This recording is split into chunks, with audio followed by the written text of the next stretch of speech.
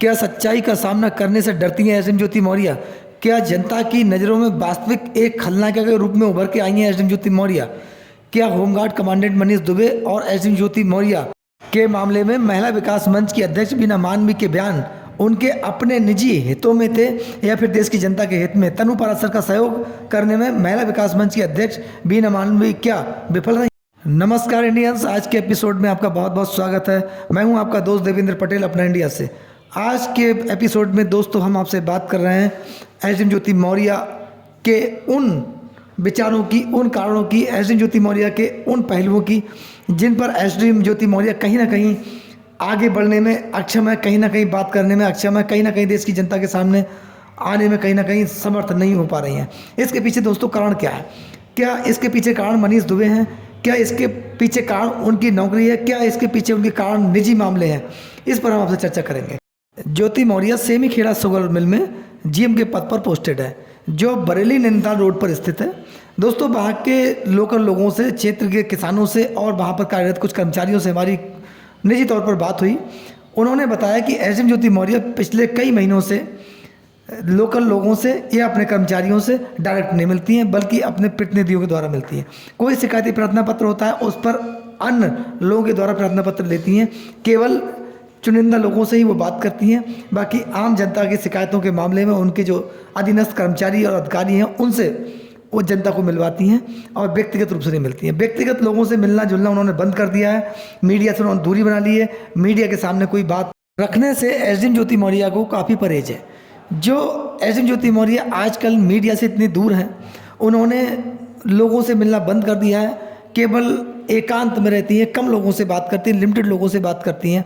इसके पीछे कारण क्या है दोस्तों? इसके पीछे कारण ये है कि जब से उनके पति आलोक मौर्य ने होमगार्ड कमांडेंट मनीष दुबे के साथ एसडीएम ज्योति मौर्य का अवैध प्रेम प्रसंग, अपनी हत्या रचने की साजिश का आरोप, भ्रष्टाचार का आरोप, अवैध धन वसूली का आरोप एसडीएम ज्योति मौर्य पर लगाया है, तब से एसडीएम ज्योति मौर्य ने अपने आप को मीडिया से दूर कर लिया है और सिक्योर कर लिया है। यानी कि ऐसा भी जानकारी में आया है कि एसडीएम ज्योति मौर्य अब मीटिंगों में जाती हैं, जो जिला लेवल की मीटिंग होती है, स्टेट लेवल की मीटिंग होती है, उनमें अगर जाती हैं तब भी अपने आप को साइलेंट तरीके से निकाल के ले आती हैं और वहाँ पर अपनी बात चुपचाप रखती हैं और उसके बाद चली जाती हैं।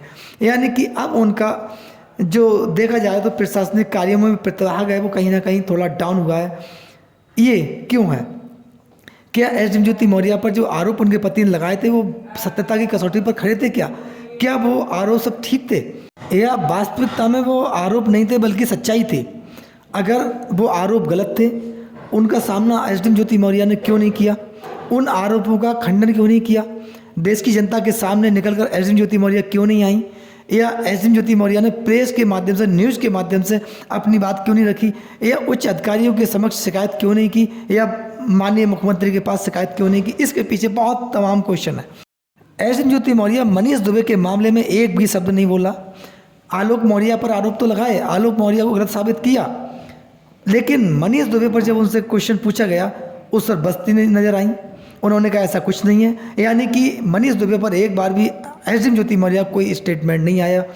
आलोक मौर्य का उपहास उड़ाते हुए मनीष दुबे दिखाई दिए, लेकिन मनीष दुबे ने एसडीएम ज्योति मौर्य के मामले में एक शब्द नहीं बोला। एसडीएम ज्योति मौर्य पुनः दिल्ली हाई कोर्ट गई और उन्होंने पुनः रिट दाखिल की। उसमें उन्होंने मांग की जो मैंने दिल्ली हाई कोर्ट के समक्ष रिट दाखिल की थी उसको अतिशीघ्र सुना जाए, क्योंकि मेरी जो भूमिका है, समाज के अंदर मेरी छवि है, वो एक खलनायिका की छवि बन गई है। यानी कि देश की जनता मुझे खलनायिका के रूप में देखती है। मेरा सामाजिक स्तर गिरा है, मुझे लोग गलत समझ रहे हैं। उन्होंने ये बात दिल्ली हाई कोर्ट के समक्ष कही, लेकिन दोस्तों मीडिया के सामने या फिर कहीं ना कहीं प्रशासनिक अधिकारियों के सामने या फिर शासन के सामने एक बार भी बात नहीं रखी। यहाँ पर लोगों को असंतुष्टता है। लोगों का कहना है कि एसडीएम ज्योति मौर्य यूपी स्टेट से बिलोंग करती हैं, उन्हें इलाहाबाद हाई कोर्ट या फिर लखनऊ बेंच में जाना चाहिए था, अपनी बात रखनी चाहिए थी, लेकिन दिल्ली हाई कोर्ट गई। इसके पीछे उनके निजी कारण हो सकते हैं, इसका हम विरोध नहीं करते, लेकिन यहाँ पर जो एसडीएम ज्योति मौर्य के अधिवक्ता और स्वयं एसडीएम ज्योति मौर्य ने जल्द सुनवाई की बात कही है और कहा है तमाम न्यूज़ चैनल्स और यूट्यूब चैनल्स, तमाम सोशल मीडिया में जो मेरे मामले में जो न्यूज़ चली है या फिर गाने हैं, फिल्म है, मूवीज़ वगैरह जो बनी हैं, उनको तत्काल प्रभाव से हटाया जाए। ये उनकी अनोखी मांग दिल्ली हाई कोर्ट से की है। लेकिन यहाँ पर एक प्रश्न उठता है दोस्तों, क्या वास्तविकता में एसडीएम ज्योति मौर्य देश की जनता से डर गई हैं? क्या एसडीएम ज्योति मौर्य देश की जनता का सामना करने में सक्षम नहीं है? यहाँ पर एक प्रश्न है। एसडीएम ज्योति मौर्य अगर वास्तविकता में गलत नहीं है, उन्होंने कोई ऐसा कृत्य नहीं किया है, उन्होंने भ्रष्टाचार नहीं किया है, अवैध धन वसूली का जो आरोप उन पर लगाया वो नहीं है, उनके पति ने अपनी हत्या रचने का आरोप एसडीएम ज्योति मौर्य और मनीष दुबे पर जो लगाया है वो गलत है, और जो उनके प्रेम प्रसंग का जो आरोप है वो गलत है, तो उसका डटकर सामना एसडीएम ज्योति मौर्य को करना चाहिए था और आलोक मौर्य को बेनकाब करना चाहिए था। जो उनके खिलाफ जो एविडेंस उन्होंने दिए, उनके पति ने दिए, चैट्स दिए, ऑडियोज वीडियोस दिए, अगर वो फेक हैं उनका विरोध करना चाहिए था, आलोक मौर्य के खिलाफ आना चाहिए था और कहीं ना कहीं आलोक मौर्य को जेल में भिजवाना चाहिए था। लेकिन ऐसा एसडीएम ज्योति मौर्य ने एक बार भी नहीं किया। क्यों? अगर एसडीएम ज्योति मौर्य वास्तविक आलोक मौर्य से प्रेम करती हैं, अपना मानती हैं, तब उन्होंने तलाक की अर्जी हाई कोर्ट में क्यों डाली? प्रयागराज हाई कोर्ट में उनकी तलाक की अर्जी चल रही है।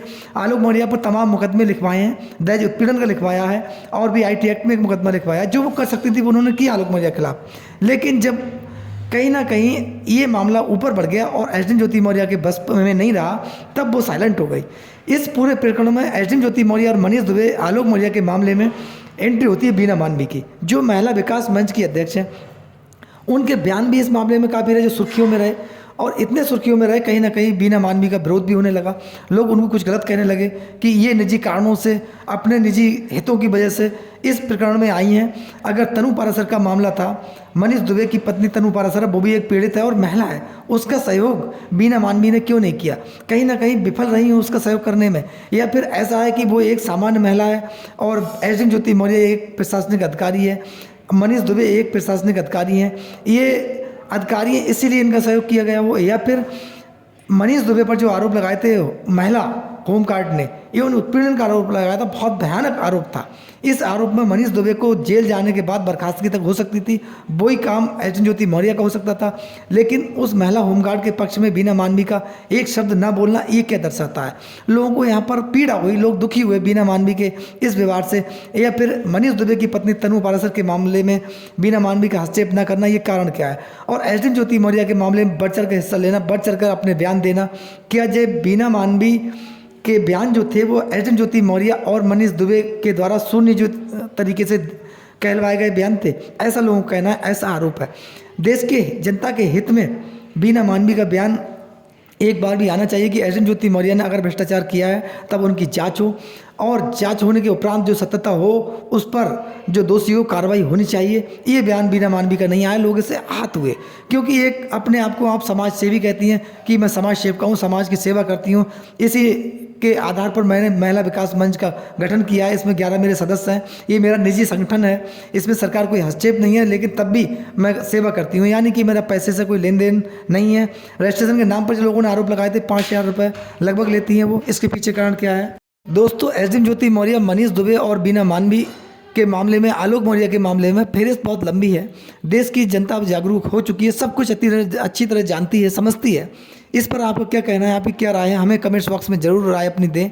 आपके प्यार और सहयोग के लिए बहुत बहुत धन्यवाद। नमस्कार, जय हिंद, जय भारत।